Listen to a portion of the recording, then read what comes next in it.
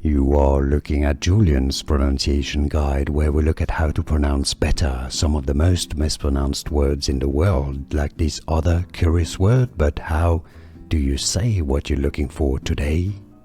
We are looking at how to pronounce these words and more confusing vocabulary, medical terms, many mispronounced in English and other things, so stay tuned to learn more. Vomiting, stress on the first syllable. Vomiting, that's how it's said in British English. Now in American English it's usually pronounced as vomiting with the flap T. Vomiting or vomiting. More videos for you here to learn more correct pronunciations. Thanks for watching.